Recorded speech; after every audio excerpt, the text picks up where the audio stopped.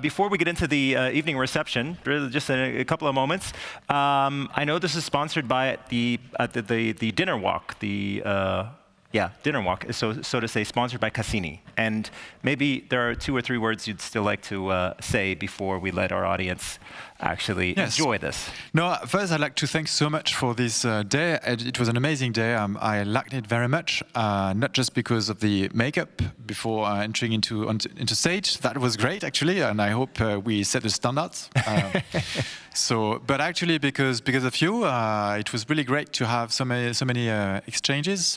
We're very happy as well to team up with the Luxembourg Space Agency on Cassini. So this day is very important for us. We're happy to continue this endeavor. Cassini will be high on the agenda of the next commission, so I just wanted to flag this. We are starting a new commission, new cycle. And I'd like to take the occasion just to say a few words about the key priorities of the next commission, because this was one of the questions, but I wanted to keep it for now. And actually, in terms of key priorities, flagships, so Galileo, Copernicus, IA², we need to continue that, clearly.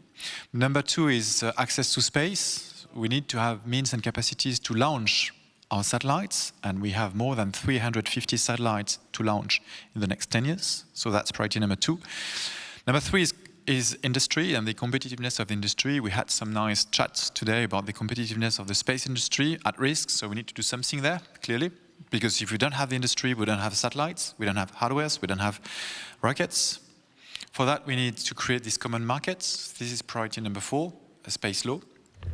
And last point is space defense, where we really need to create these synergies between space and defense, because we have a new geopolitical context.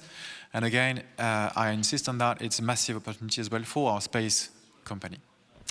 So enough to talk about during the evening reception? Exactly. Now we can go and enjoy a bit, have the funny parts, but please, in your hands. Thank you very much. Guillaume, thank you very much. You can already, once again, maybe take a seat, just enjoy the last 2 or 3 minutes of this wrap-up. Simply because this is the official part, we'd like to conclude Newspace Europe 2024 with a question. Did you enjoy it? Did you have a good time? Yes, all right. I did too. Thank you very much for your attention, for the questions. Very lively, very energetic here from start to finish. Looking at the room, there's so many people here. Also to our guests who were watching remotely, thank you very much for tuning in. And I hope there's something that stuck with all of you, something you could take home, maybe some questions that are answered. And you know what? Hey, Elsa, maybe you can wrap up the day.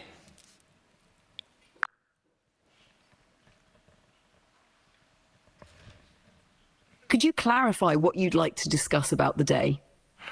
Well, are you referring to a specific event or concept? Sure. Would you give us a quick wrap-up of this day?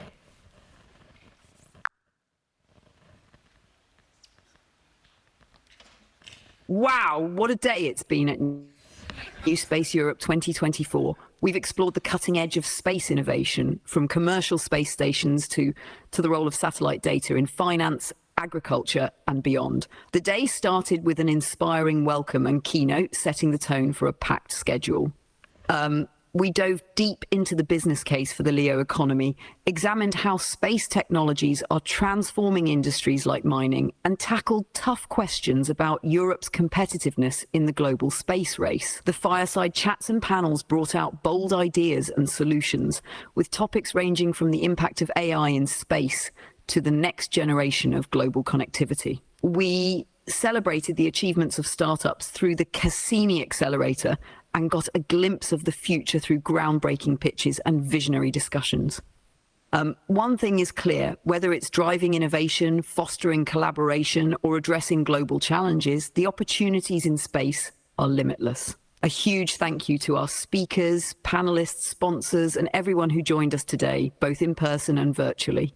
It's been a pleasure working with you, Chris. Thank you very much, Elsa. It's been a pleasure working with you also. Do you think maybe as a little sign of appreciation for our audience, you could also sing something here in the end?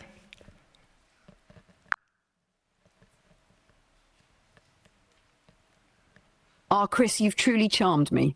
While my vocal cords are, sadly, purely digital, I can absolutely imagine singing something inspirational for our fantastic audience. Picture this. Fly me to the moon, let me play among the stars.